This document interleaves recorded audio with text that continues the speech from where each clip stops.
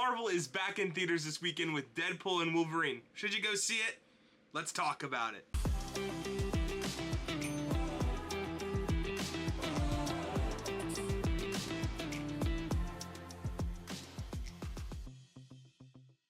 Welcome back, Kernels, to another movie review. I just got home from seeing Deadpool and Wolverine. So the first thing I want to say before we get at all started is if you have not seen the movie yet and you only want to know like the non-spoiler stuff, I'll put a timestamp in the video, so check that out down below.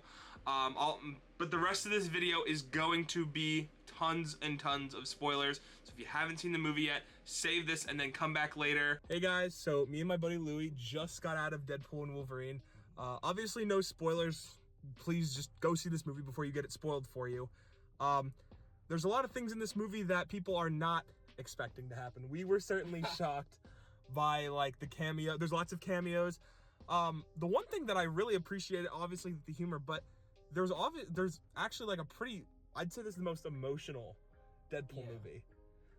They really hit home with a lot of the like story stuff with Wade and with Wolverine. So stay tuned for a full review. What did you think? Just to bounce off what you were just saying, I do want to say it definitely does, in a good way, it definitely touches on the legacy of the characters that they choose to cameo in the movie. Yeah. It treats it with respect, with love, with care.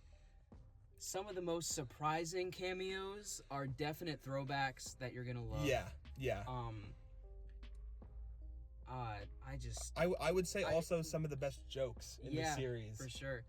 Also, I told Caleb in the theater how I feel, at least, this movie, to what No Way Home was to Spider-Man fans, this movie, Deadpool and Wolverine, is definitely to Marvel fans in general, X-Men fans that have watched these movies or grew up with these characters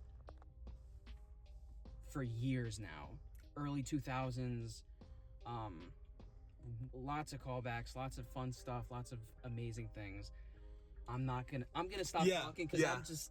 But you guys can expect a full review coming soon. I'll probably put this in the full review, probably non-spoiler and spoiler review. So stay tuned, guys. Real quick before we dive in, if you are new here, consider subscribing so you don't miss any other Marvel content. I'll probably also be putting out my new MCU ranking, so you guys can kind of see where this falls with that.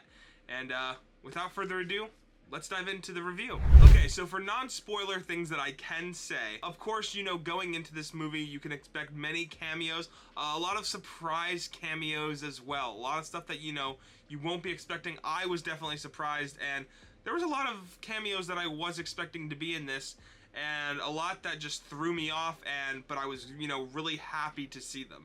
I've already kind of come to the conclusion, I do love Deadpool 1 and 2, but this is definitely my favorite Deadpool movie. It just has a little bit more heart and emotional kind of beats that I was more invested in, especially with Wolverine.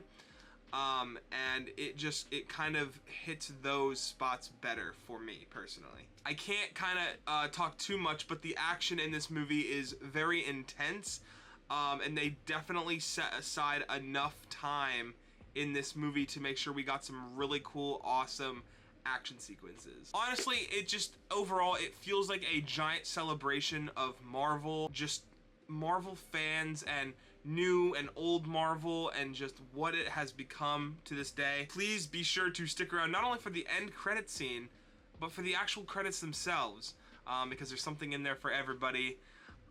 And that's pretty much all I can say as far as non-spoiler stuff. Alright, and now for the spoiler review. So the plot of the movie kind of centers around Wade, as he has been kind of in trouble from the TVA. I wouldn't say he's necessarily in trouble, but they see him as a special person of interest that, they pretty much say, okay, if you leave your universe and you pretty much do what we tell you, you'll be fine, but all of your family, the people that you care about will die.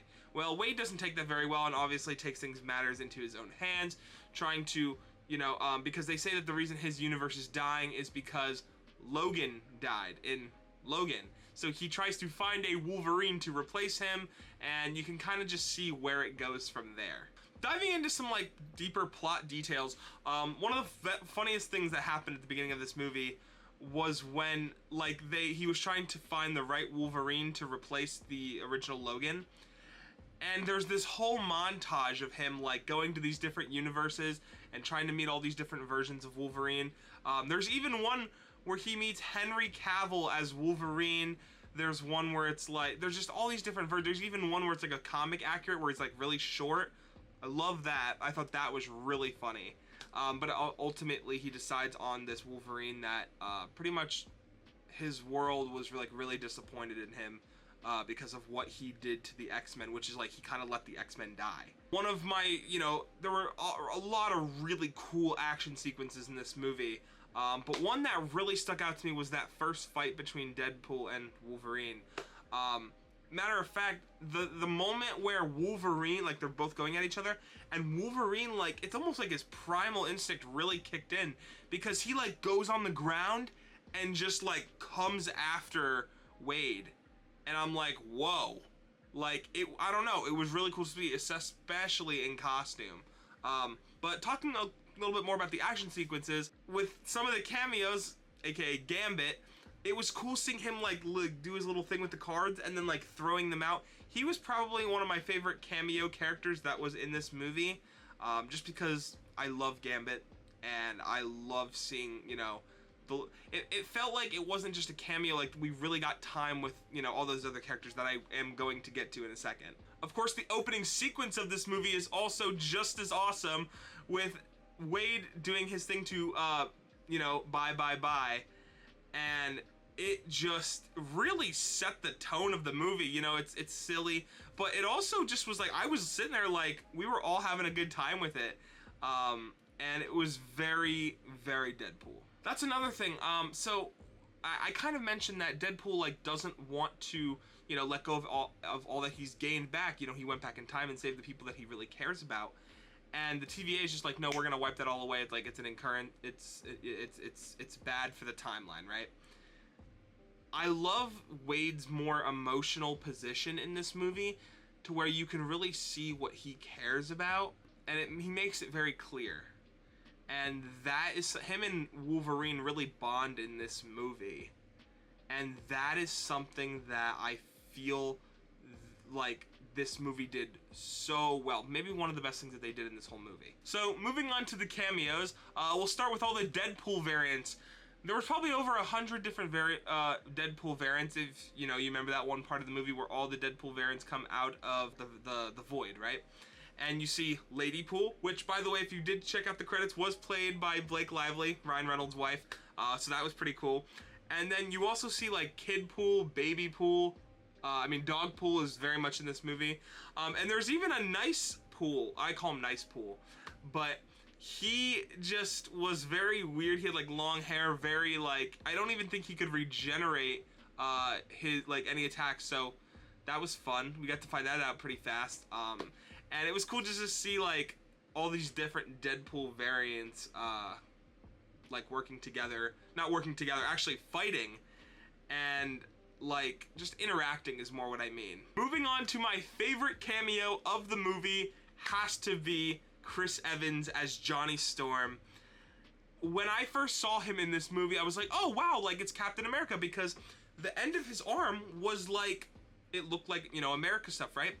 And then he's like, oh, like, because Wade's like, oh, he's gonna say the thing, and we all thought he was gonna say something like Avengers Assemble, right? And he goes, flame on. And the whole theater, the theater that I had, erupted with applause. Like, screamed, like, it was just nuts. And as a big Fantastic Four fan, that almost was enough to, like, jump me out of my seat. And it was so cool to see Chris Evans back as Johnny Storm, and it was a really fun cameo that didn't feel wasted. Of course, we also, kind of like halfway through the movie, we get Blade, Gambit, X-23, and Elektra, all kind of, in the void trying to get to Cassandra Nova, who is our main villain of this movie, by the way. And just seeing them all kind of work together, and then of course just seeing them all on screen is fun. But then when they, you know, you get to see them in modern day Marvel CGI glory fighting the good fight, it's just so good.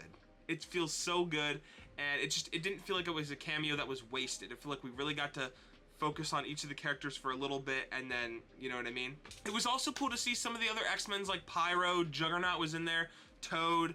I could be forgetting someone, but those are the ones that really come to mind here. And it was just, again, so cool to see those characters again. Pyro was one of my favorites, but we kind of already knew about him going into this movie if you watched the first trailer. But he did a really cool performance in this movie. Just emotionally, this movie sunk its metaphorical claws into me and didn't let go. I cannot stress enough, as someone who, you know, I enjoy Deadpool. I wouldn't say he's my favorite character, but I enjoy him enough. I much more enjoyed the Wolverine side of this movie, but this movie also made me like Deadpool a lot more. Yeah, I don't know. It was definitely more of that, like, emotional kind of thing, and I was really into that. One of the things I had said to my friend when we were driving home is that I felt like, you know, with a lot of the stuff that's been coming out, like Agatha Coven of Chaos or whatever, Agatha, the show on Disney+, a lot of the stuff has felt sometimes a little unnecessary. Like, you know, did they need to make that? Or, you know, I'm sure it can be good either way, but was there a need to make it? Like, is there a need to tell this story? This story felt like well-reasoned, if that makes sense. And I'm really glad that we got this story, because it feels like, you know, especially with the way that they do the credits in this movie, it's like a whole thing of like all the old X-Men movies and like Hugh Jackman's first time as Wolverine and just all these old little behind-the-scenes clips, and they play it's so beautiful, and it honestly was one of my favorite parts of the movie, even though the movie was over by that point. And finally, I just want to address how awesome Hugh Jackman looked in that cowl. By the very end of the movie, there's a shot where they come out of the bus where after they're fighting all the different Deadpools, where it was just, I call it the money shot, and that to me was probably my favorite shot in the whole movie. And it just made me scream like a little boy. I can't quite, you know, it just makes you want to scream, because your younger inner nerdy self just saw, you know, two of your, you know, childhood Marvel characters, you know, something like out of a comic book, and it just makes you want to scream. But yeah, guys, let me know down in the comments what you thought about Deadpool and Wolverine. You know, I feel like everyone's gonna have kind of a different thing with this. You know, I'm much more of a X-Men person. I like Deadpool. I think he's a really interesting character, but I know there's a lot of people who prefer him to, you know, say like Captain America or like our original Avengers cast, or just, you know, a lot of other characters, maybe even Spider-Man. And I think that's so interesting because, you know, for those people, this is your No Way Home. And as much as I enjoyed this movie, it, you know, it just depends on how much you like the character. And I think Deadpool's a great character. I just don't know that he is like, you know, oh, he's my favorite Marvel character. He's probably not. But he's still up there. He's still someone, I see him on screen, I'm like, yeah, I like watching him interact with people. And it's something that I enjoy. That's the best way I can put it. But thank you guys all so much for watching, and stay tuned again for my updated Marvel ranking coming soon. Until next time, guys, peace.